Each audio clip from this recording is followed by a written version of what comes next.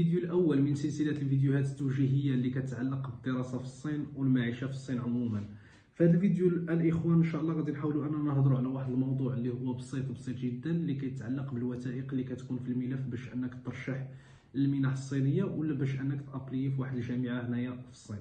الإخوان قبل ما نتطرق لهذا الموضوع هذا بغيت نتوقف عند واحد النقطه اللي بزاف ديال الطلبه كيسولوا عليها، اللي كتخص لا سيسيون ديال مارس، واش التسجيل بدا ولا لا. الاخوان حنا كوكاله بودوا تشاينا ديجا بدينا كنتواصلوا مع بزاف ديال الطلبه اللي مهتمين انهم يابليو لهاد لا سيسيون هادي، كنتواصلوا معاهم كنبنيو معاهم الدوسي ديالهم، وفي نفس الوقت الوكاله ديالنا ككل حتى هي بدات كتواصل مع بزاف ديال الجامعات هنايا في الصين باش اننا ان شاء الله نابليو الطلبه ديالنا باش يكملوا الدراسه ديالهم هنايا في الصين. الحاجه الثانيه الاخوان بالنسبه لهاد لاسيسيون هادي، حنا حاليا خدامين غير على اللغه الصينيه، حيت كاينين بزاف ديال الطلبه كيقولوا لك شنو هما التخصصات اللي كاينين. واحد الاستثناء الاخوان اللي كيكون عند شي جامعات اللي صراحه واحد العرض اللي قليل بزاف، وحتى بزاف ديال الطلبه كيسولوا عليه واش كاينه الامكانيه باش انك تابلي في هاد لاسيسيون هادي الميجر وفي نفس الوقت تستافد من السيمستر ديال اللغه.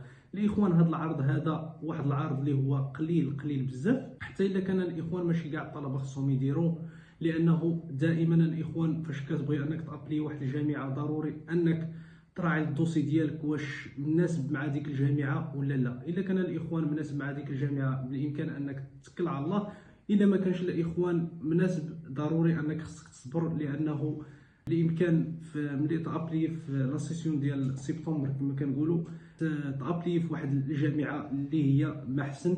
ندخلوا في الموضوع الاساسي ديال هذا الفيديو هذا اللي كيتعلق بالوثائق باش انك ترشح المنح الصينيه. الاخوان الوثائق اللي كاينين الاخوان، اول حاجه كتخصك واحد صوره شمسيه اللي هي صغيره، نسخه من جواز السفر، اخر دبلوم مثل البكالوريا ولا الاجازه مع الترجمه، اخر بيان نقاط اي غولفيد نوت جلوبال مع الترجمه حتى هو، واحد فحص طبي عند اي طبيب عام ولا خاص، نسخه من شهاده السوابق التي لا تقل عن 3 اشهر، كشف حساب بنكي الذي لا يقل حتى هو على 10,000 درهم. هادو هما الاخوان الوثائق كتخص الناس اللي بغاو انهم يابليو الجامعات هنايا في الصين، خصوصا كما قلت لكم الناس ديال اللغه. بعض الجامعات كيطلبوا لنا شهاده اللغه الانجليزيه، هادشي ماشي كلشي الجامعات كيطلبوه، وانما بعض الجامعات على حسب الجامعه اللي انت غادي تابلي ليها. الا كانوا طلبوها راه غتجيبها، ما طلبوهاش راه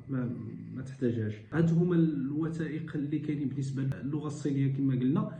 بالنسبه للتخصصات الاخوان راه نفس الوثائق تقريبا، غير هنايا كتزيد لك واحد كما كنقولوا ستادي بلان وجوج دي ليتر دو ريكومونداسيون. واحد التساؤل الاخوان كيطرحوه الطلبه، ترجمه باش من اللغه.